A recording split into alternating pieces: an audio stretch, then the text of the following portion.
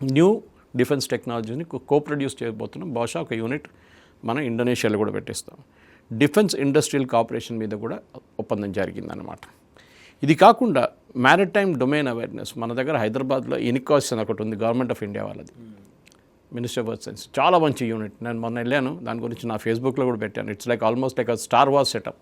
వాళ్ళే మన సునామీ అంతా ప్రెడిక్ట్ చేస్తారు వాళ్ళు. మన ఇండోనేషియాలో ఆ టైంలో వచ్చిన సునామీని వాళ్ళు వీళ్ళే ప్రెడిక్ట్ చేశారు వాళ్ళు, సుమాత్రాలో జరిగిన ఎర్త్క్వేక్ టైంలో. సో దాని గురించి మ్యారిటైమ్ డొమైన్ అవేర్నెస్ క్రియేట్ చేయడానికి, అది కాకుండా maritime connectivity and coastal surveillance. ఈ కోస్టల్ సర్వేలెన్స్ అనేది పెద్ద ఒక ఇష్యూ. ఓకే, ఒకటి చైనా ఏం చేస్తున్నారని చూడొచ్చు మనం అక్కడ కూర్చొని. ఇప్పుడు మనం అండమాన్స్ని చేస్తున్నాం, ఇప్పుడు మనం ఇండోనేషియా నుంచే చేయొచ్చు.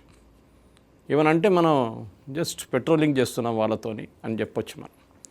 ఇది కాకుండా ఇండోనేషియా దగ్గర చాలా మటుకు వాళ్ళ ఏవియేషన్ సెక్టర్ చాలా మంచిది. అది కాకుండా ఈవెన్ షిప్స్ కూడా, ఎందుకంటే కోస్టల్ ఏరియా కదా, మాకు చాలా మటుకు ఐలాండ్స్ కదా. తో వాళ్ళకి ఎంఆర్ఓ ఫెసిలిటీ లేదు, maintenance, repair and overhaul facility. ఇప్పుడు మన ఆంధ్ర వైపు కూడా పెడుతున్నారు ఒకటి, ఇక్కడ ఆల్రెడీ జిఎంఆర్ దగ్గర ఇక్కడ ఒకటి ఉంది. అది ఎయిర్పోర్ట్ ఎయిర్లైన్. ఈవెన్ షిప్స్ కూడా కావాల్సి వస్తుంది, అదే సేమ్ థింగ్. కొన్ని సంవత్సరాలు యూజ్ చేసిన తర్వాత దాన్ని మళ్ళీ మొత్తం ఓవరాల్ చేయాల్సి వస్తుంది. అది ఒకసారి 6 నెలలు ఉండొచ్చు, ఒకసారి 3 సంవత్సరాలు. డాక్యార్డ్ చూస్తుంటారు, మొత్తం తీసుకొచ్చి డ్రై డాక్యార్డ్లో పెట్టేస్తారు వీళ్ళు. సో దానికోసం చేస్తున్నారు. అది కాకుండా డిఫెన్స్ రీసెర్చ్ అండ్ డెవలప్మెంట్లో కూడా మనం ఇండోనేషియాతోని ఒక ఒప్పందం చేసామన్నమాట. ఇది ఆసియాన్, అది చాలా ఇంపార్టెంట్. ఎందుకంటే మనం దీని గురించి ఆసియాన్ ఒక ట్రేడ్ బ్లాక్, మన EU లాగానే, association of south east Asian nations. అది సింగపూర్, వీళ్ళందరూ ఉన్నారు దాంట్లో, ఇండోనేషియా, ఫిలిప్పీన్స్, మలేషియా అందరూ. వీళ్ళ బ్లాక్ కూడా చాలా పవర్ఫుల్. కానీ మనం వీళ్ళతోని అప్పుడప్పుడు చర్చలు నడిపిస్తాం, దాన్ని మర్చిపోతున్నాం. కానీ ఇప్పుడు ఈ కన్క్లూజన్, ఆసియాన్ ఇండియా కూడా ట్రేడ్ డీల్ చేయబోతున్నాం ఒకటి. మన EUతో ఎట్లా చేసాం మన కొన్ని నెలల ముందు, same thing we going to repeat with ASEAN also. Okay, వాళ్ళ వైపు నుంచి ఉన్న ప్రోడక్ట్స్ భారతదేశానికి వస్తే మన ప్రోడక్ట్స్ వాళ్ళ దగ్గరికి వెళ్ళొచ్చు. ఓకే, ఆ ఒప్పందం గురించి మాట్లాడడానికి ఇంకా, ఎందుకంటే Indonesia is a very powerful member దాంట్లో. సో వాళ్ళ సహాయం తీసుకొని ఇది కన్క్లూడ్ చేయాలి. మలేషియా ఉన్నారు, ఫిలిప్పీన్స్ ఉన్నారు, వీళ్ళందరూ ఉన్నారు దాంట్లో. అది కాకుండా చాలా ఇంపార్టెంట్ ఇంకోటి, ఇండోనేషియా దగ్గర క్రిటికల్ మినరల్స్ ఉంది. మనందరూ మాట్లాడుతుంటాం రేర్ ఎర్త్స్ అని మాట్లాడుతుంటాం. అది ఇండోనేషియా దగ్గర ఉంది. అది మనం తెచ్చుకోవడానికి ప్రయత్నం. ఇండోనేషియా దగ్గర మైనింగ్ కెపాసిటీ ఉంది, కానీ ఇన్వెస్ట్మెంట్ కెపాసిటీ లేదు. అది మన దగ్గర ఉన్న అదాని అంబానీ పంపిస్తూ వాళ్ళు చేసుకుంటారు అదంతా. దాంట్లో ఒక పర్సంటేజ్ వాళ్ళకి ఇచ్చేసి మనం తెచ్చుకోవచ్చు. మాకు వద్దు, మీరు తీసుకెళ్ళండి అంటే రాయల్టీ ఇవ్వచ్చు వాళ్ళకి. ఎందుకంటే ఇప్పుడు మనకు తెలుసు లోకంలో అన్నిటికంటే అన్ని దేశాలు, ఎస్పెషలీ చైనా, ఆల్మోస్ట్ 90% వరల్డ్లో ఉన్న ఎక్కడెక్కడ ఉన్నారు క్రిటికల్ మినరల్స్ అంతా వాళ్ళు సైన్అప్ చేసుకున్నారు. మనందరు నిద్రపోతున్న టైంలో వాళ్ళు చేసే పని. ఈవెన్ US కూడా 10-20 సంవత్సరాల ముందు దేని గురించి ఎవరు మాట్లాడిన టైంలో ఇది చైనా చేసిన పని. సో వాళ్ళు టుడే ఆఫ్రికా మొత్తం వాళ్ళ చేతిలో ఉంది. మిగతా చోట్ల కూడా వాళ్ళు సైన్అప్ చేసుకున్నారు. సౌత్ అమెరికా సైన్అప్ చేసుకున్నారు. అప్పుడు US లేసారు సడన్గా, అరే రేర్ ఎర్త్స్ ఎక్కడ పోయిందని చెప్పేసి. దానికోసం పాకిస్తాన్ నీళ్ళు తవ్వుతున్నారు వాళ్ళు. ఓకే, సో అదే ఒక మెయిన్ థింగ్. క్రిటికల్ మినరల్స్ కూడా మనం ఒక ఒప్పందం చేశాం దీని గురించి. అది కాకుండా ఫిలిప్పీన్స్, వియట్నాం తీసుకున్న, నేను చెప్పాను చూడండి, అస్త్రా లాంటి దాంట్లో. అది కాకుండా బ్రహ్మోస్ అండ్ అస్త్రా 2 అమ్ముతాం. $630 మిలియన్ డీల్ ఒకటి సైన్ అయింది.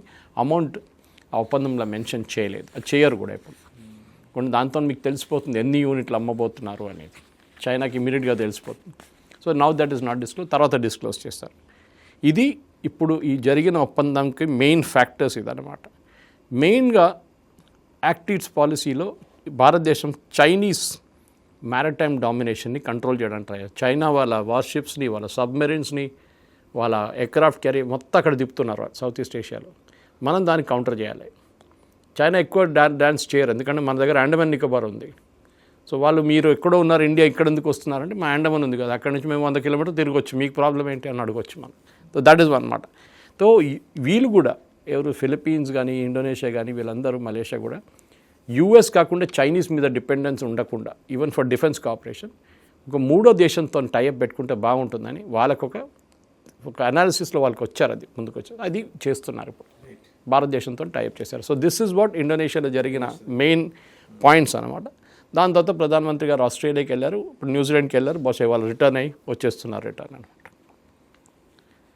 సో నెక్స్ట్ ప్రధానమంత్రి గారు వెళ్ళింది ఆస్ట్రేలియాకి. ఓకే, ఆస్ట్రేలియాలో అఫ్కోర్స్ మనం చూసాం, మోదీ గారు ఒక ఇండియన్ డయాస్పోరాని అడ్రస్ చేశారు. అదైతే సూపర్ ఉండే, ఒక హౌడీ మోడీ ఈవెంట్ లాగా ఉండే అది కూడా.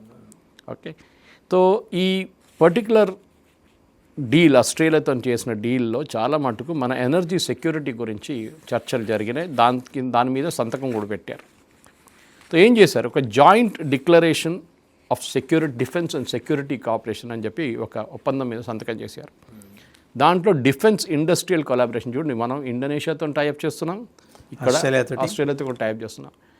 ఎక్కడైనా కానీ ఇప్పుడు యూఎస్ ఏం చేస్తున్నారు చూడండి, మొన్న యూక్రెయిన్కి ఏమన్నారు, జెలెన్స్కీ కలిసినప్పుడు మన నేటో సమిట్లో, మేము లైసెన్స్ ఇచ్చేస్తాం, నువ్వే తయారు చేసుకో పేట్రియట్ మిసైల్, మా దగ్గర కెపాసిటీ లేదు. యూఎస్ చెప్తున్నారు మేము లైసెన్స్ ఇచ్చేస్తాం, టెక్నాలజీ ఇచ్చేస్తాం, మా కంపెనీ వాళ్ళు వచ్చి మీ దగ్గర పెట్టేసుకుంటారు, మీరే పెట్టుబడి పెట్టాలి, వాళ్ళు 10 పైసలు పెట్టరు, కానీ వాళ్ళు అక్కడ కూర్చుంటారు, సూపర్వైజ్ చేస్తారు, మీరు తయారు చేసుకోండి మిసైల్స్, మా దగ్గర కెపాసిటీ లేదు. ఇప్పుడు అదే జరుగుతుంది. యూఎస్ దగ్గర పేట్రియట్ మిసైల్స్ లేవు, ఇప్పుడు అన్ని ఫైర్ చేసేసారు ఉన్నదంతా. దానికోసం ట్రంప్ ఆపెట్టాడు వార్. మనం అనుకుంటాం ట్రంప్కి ఏదో పాపం ఇరాన్ పాపం కష్టపడుతున్నారని, కాదు. ఆయన ద్వారా ఈ డజంట్ హ్యావ్ ఆఫెన్సివ్ వెపన్స్ కూడా, డిఫెన్సివ్ వెపన్స్ కూడా లేదు. అంత క్రైసిస్లో వెళ్ళిపోయారు sir. Yes, they have gone beyond replacement level. అది ఇంకో స్టోరీ అది. ఓకే, సో ఇప్పుడు ఈ defence industrial cooperation and joint innovation ecosystem, ఆస్ట్రేలియాలో కూడా technology wise they are very good, అంటే డౌట్ లేదు ఇక్కడ. సో మనం ఒక ఇండోనేషియాతో చేసి అదే పద్ధతి మనం ఇక్కడ కూడా ఫాలో చేస్తున్నాం, లుక్ ఈస్ట్ పాలసీలో. ఇంకోటి ఏంటంటే ఇన్ఫర్మేషన్ షేరింగ్, ఇది మనం చాలా మటుకు క్వాడ్లో కూడా చేస్తున్నాం. ఇది మన దగ్గర ఉన్న ఇంటెలిజెన్స్ వాళ్ళకి ఇవ్వడం, వాళ్ళ దగ్గర ఉన్న ఇంటెలిజెన్స్ మనకి ఇవ్వడం. And Australia is a big country, చాలా పెద్ద దేశం, మనలాగానే it's big country, population continent, but it's population is less, ఎందుకంటే మన పాపులేషన్ చాలా ఎక్కువ ఇక్కడ. సో దాని తర్వాత హ్యూమానిటేరియన్ అండ్ వీళ్ళ దగ్గర సైక్లోన్స్ కానివ్వండి, because it's continent with ocean, చుట్టుపక్కల అంతా ఓషన్ ఉంది, దానికి వాళ్ళకి న్యాచురల్ డిజాస్టర్స్ వస్తుంటాయి. ఈవెన్ ఇండోనేషియాతో కూడా మనం ఒప్పందం పెట్టాం డిజాస్టర్ రిలీఫ్ మీద.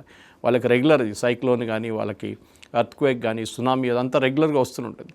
సో దాని మీద కూడా మనం ఒక humanitarian assistance and disaster relief ఎట్లా చేయాలని చెప్పి దాని మీద కూడా ఒప్పందం చేశాం. మ్యారిటైమ్ సెక్యూరిటీ కొలాబరేషన్ ఇండోనేషియా చేసి అదే ఒక రోడ్ మ్యాప్ వేసాం. అంటే మనం కూడా చైనీస్ని అడ్డుకోవడానికి ఎవరెవరు ఉన్నారు అక్కడ చూడడానికి, అది కాకుండా ఆ ఏరియాలో, ఆస్ట్రేలియా ఏరియాలో ఇంకేమైనా థ్రెట్స్ ఉంటే మనం కూడా వాళ్ళతో పాటు పెట్రోలింగ్ చేస్తాం. ఆ ఏరియాలో కొంచెం దూరం మనకి, geographically Australia is far away, కానీ చేయొచ్చు, పెద్ద ప్రాబ్లం లేదు. సో అది కాకుండా మనం చూసాం ఇన్ఫర్మేషన్ షేరింగ్ గురించి మాట్లాడాం, కేపబిలిటీ డెవలప్మెంట్ గురించి ఒప్పందం చేశాం. గ్రేటర్ ఆపరేషన్ కోఆర్డినేట్స్ మనం చూసాం చూడండి, ఈ నేవీ మాట్లాడుతున్నప్పుడు వాళ్ళకి స్పెసిఫిక్ లాంగ్వేజెస్ ఉంటుంది వాళ్ళు. సో వాళ్ళు దానికోసం కోఆర్డినేట్స్ కావాల్సి వస్తుంది, వాళ్ళకి మ్యాప్ వేయాల్సి వస్తుంది. సో ఇది వాళ్ళు Indian navy and Australian navy కలిసి, ఆస్ట్రేలియన్ ఆర్మ్ ఫోర్సెస్ అన్నారు, దే విల్ డూ ఇట్ అనమాట. అది కాకుండా పొల్యూషన్ రెస్పాన్స్, రేపు ఏమైనా షిప్ పొల్యూషన్ అయితే, రేపు షిప్ ఏమైనా సింక్ అయితే పొల్యూషన్ ఉంటుంది, ఆయిల్ ఉంటుంది, దాన్ని ఇట్లా అడ్డుకోవాలి. సర్చ్ అండ్ రెస్క్యూ, సీలో ఒక షిప్ కనిపించకుండా పోయిందో, లేకుంటే ఒక షిప్ మీద దాడి జరిగిందో, ఏదైనా జరిగితే కూడా సర్చ్ అండ్ రెస్క్యూ చేయొచ్చు. దీని మీద కూడా సంతకం పెట్టారనమాట. And Australian navy is also equally good, వాళ్ళకి అంత వీక్ కాదు వాళ్ళు. దే ఆల్సో మన నేవీ లాగా వాళ్ళకి కూడా కోస్ట్ లైన్ చాలా పెద్దది. సో పెట్రోలింగ్ చేయాలంటే వాళ్ళకు కూడా కొంచెం కష్టపడాల్సింది. మనకు 7,000 కిలోమీటర్, వాడు కూడా అంతే కదా, అరేబియన్ సీ దాకా చూసుకోవాలి. చూసుకోవాలి.